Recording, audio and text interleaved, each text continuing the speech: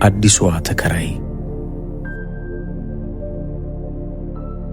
ክፍል 2።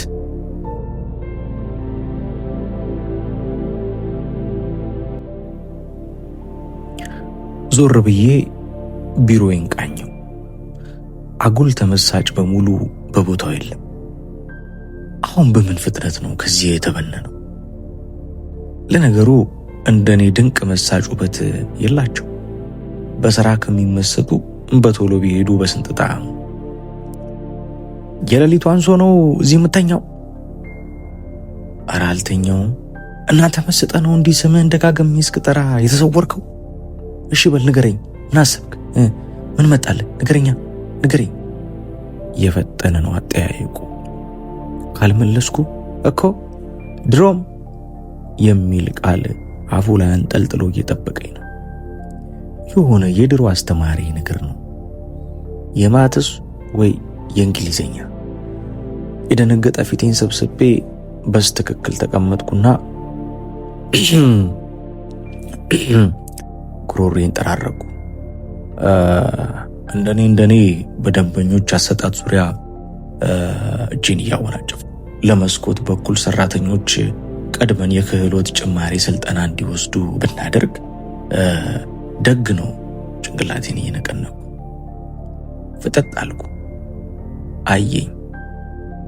ሞታለሁ። እኔም አየሁት። በቃ አለኝ። ወስመጥ ሰባሪ የሆነ አነጋገር። ምጨምረው ጠፋኝ። እንዳፈጠጠ በተቀመጥኩበት ትቶኝ ሄደ።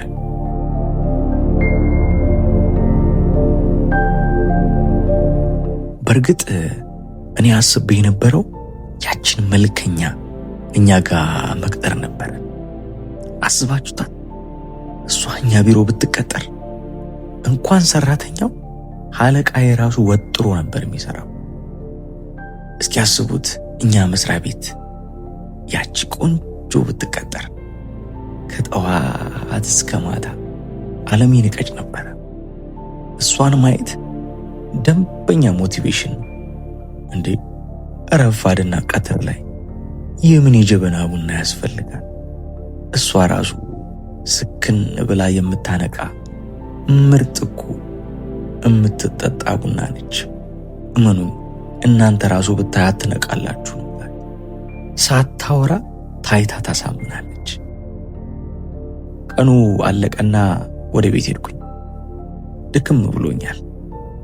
ቀኑ በማለዳ በድንቅ ቢጀምርም አሰሪዬ ግን ቀን ይነጥቆኛል። አሁን ያለኝ አማራጭ ወደ ቤቴ ስደርስ እሷን በማየት እንደገና መነቃቃት ነው።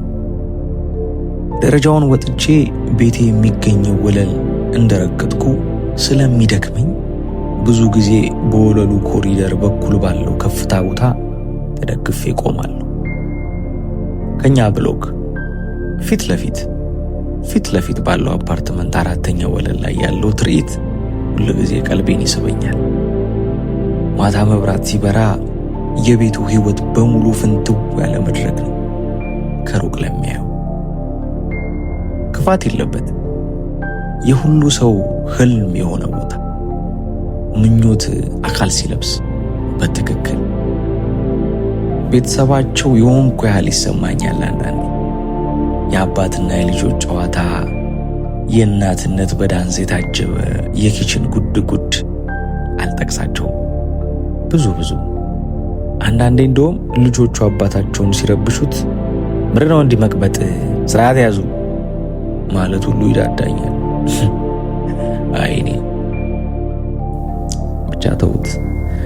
እንደ ወትሮዬ በለዘዘው ሰማይ ስር ብልጭ ያሉትን የሩቅ መብራቶች ገልመጥ ሳደርግ ወደ ታች ፀሐይ አልገባቸው።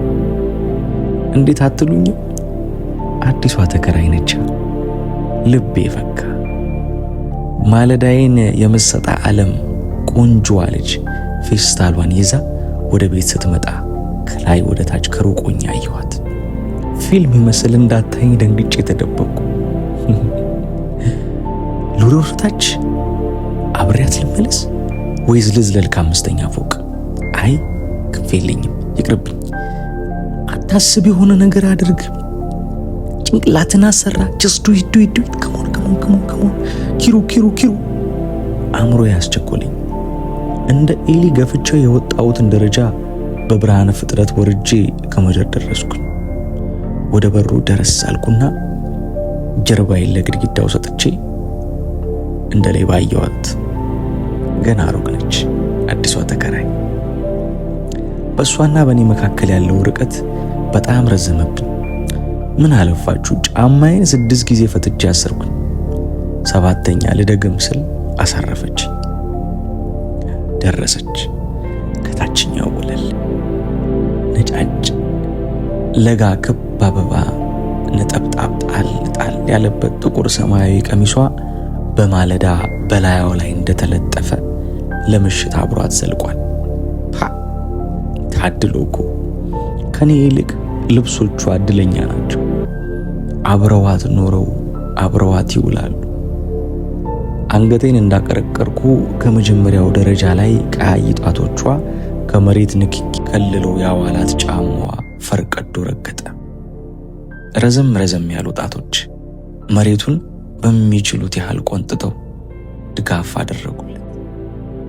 በቀለም አልተቦረሹ፣ ልጥፍ የላቸው፣ ግን ሲያምሩ። በማለዳ በክፍት ጫማ የወጣ እግር ቀኑን ሙሉ ሲዋግል ብሎ ማታ ላይ እንዴት ነው በዚህ ደረጃ ሊያምር የሚችለው? ውልብታ በሆነው ክስተት አቀርቅሬ ቀረው። ደረጃውን ልክ ስትወጣ በፈጠነ ቀና ብዬ አየኋት። የጀርባዋ ኮረብታዎች ደፍ ደፍ ይላሉ። አፍሬ እንደገና አቀረቀርኩ። ጠደፍ ጠደፍ እያለች ጀርባዋን ሰታኝ ለሚቀጥለው ደረጃ ማረፊያ ላይ ዘወር ስትል የተራመደችውን ደረጃ ቆጥሬ የናፈቀኝ ፊቷን እንደማየት አምኜ ቀና አልኩ። እንደገና ሰርቃ ስታየኝ እኔም አልፍጬ ሳያት ተቀጣጠል። መሽኮርመም የለም፣ ፈገግታም የለም። ቆሜ ቀረሁ። ፊቷ ሲሰወር ፈገግ አልኩ ለራሴ። ትታኝ ሄደች አዲሷ ተከራይ። ለሷ ወርጄ እሷ ወጣች፣ እኔ ቀረሁ። ውስጤ ሞኙ እንዲለኝ ጀመረ። አለ አይደለ ለሆነ ሰው እኮ ብዙ ወረታች ይወረዳል። ለወደድከው ሰው መውረድ ደግሞ ከፍታ መስሎ ስለሚታየ ክብር እንጂ ውርደት አይሆንብህም። ክብሩን እንደ መቀማት ሳይቆጥር አይደል ክርስቶስ ወደ ሰውነት የወረደው? እንደሱ ብትሆን ፍቅር ነው። ሰዎች ግን እንደወረድክላቸው አያውቁም። ትተው ወደ ላይ ይወጣሉ። ትንሽ እንደተራመደች በርቀት ልከተላት የወረድኩትን ደረጃ ዳግም መግፋት ቀጠልኩኝ። ይቀጥላል።